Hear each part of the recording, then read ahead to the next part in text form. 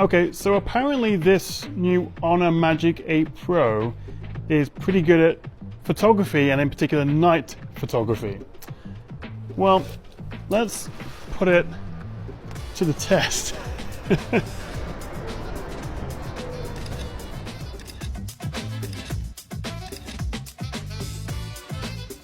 So I've actually been carrying this around for the past 2 or 3 months now, because of course it did have an earlier launch in China, but now the Magic 8 Pro is finally getting its global launch. And there is so much to talk about, like we've got new chips, bigger battery, much better cameras. They've refined the design, it's more durable, new software. So I've partnered with Honor to give you a bit of a walkthrough of the new Magic 8 Pro, tell you what's new, what I like, and also maybe what can still be improved. But first, back to the studio, because I feel like I've seen this phone before. Can you tell which is the old one and which is the new one?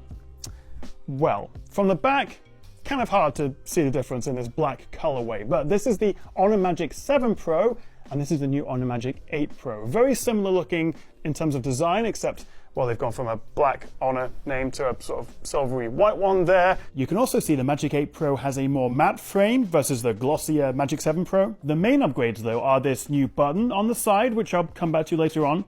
We also get IP68 and IP69K water and dust resistance, so this will survive even hot jets of water blasted against it. And it's also gone on a bit of a diet.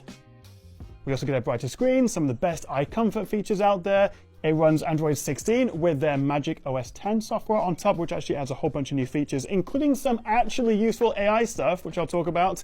And we also have an improved camera. In fact, let's just jump straight in and talk about this camera, because I think for me it's the biggest upgrade. Let's see what you think, because I want to kick off with a bit of a blind test.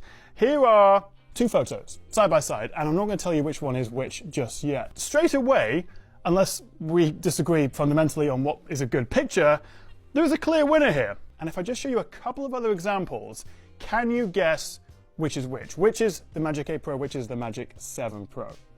Okay, back to the first photo, and I had the new one on the left.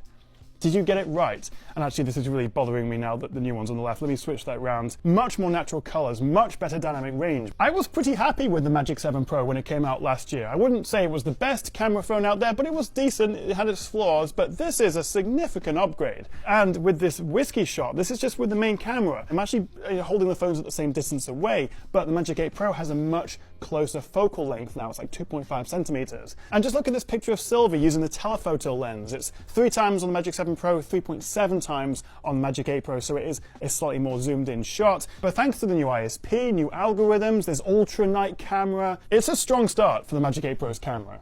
They've also improved the image stabilization, particularly with that telephoto. But I think the big thing here is that Honor have rebranded the main and telephoto cameras, calling them their ultra night cameras, because this year there's a big focus on low light and nighttime photography. And just for a bit of fun, let's bring in a shot from the Galaxy S25 Ultra, and you can be the judge. They've also once again collaborated with Studio Harcourt, so you've got Harcourt Vibrant, Color, and also the black and white Harcourt Classic. But also, if you keep swiping, you'll see we've got 6 unique film presets. There's also other film colors, regular filters, you've got stage modes, you've got motion sensing. We could be here for like half an hour just talking about the camera. But let me just shut up for a second and show you a few of the shots I've taken on the 8 Pro before I end this camera section with maybe the most impressive bit.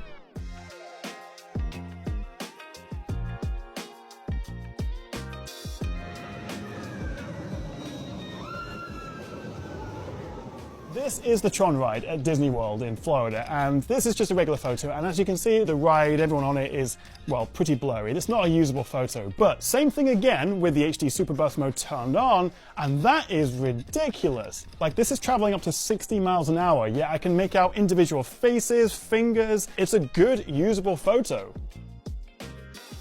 And speaking of stabilization, the Honor Magic 8 Pro's actually achieved the CIPA or CIPA 5.5 rating, which is actually kind of a big deal. It means you can shoot photos at shutter speeds over 5 stops slower than normal and still get sharp results. So again, particularly low light or handheld night shots, even zoomed in images are a lot steadier.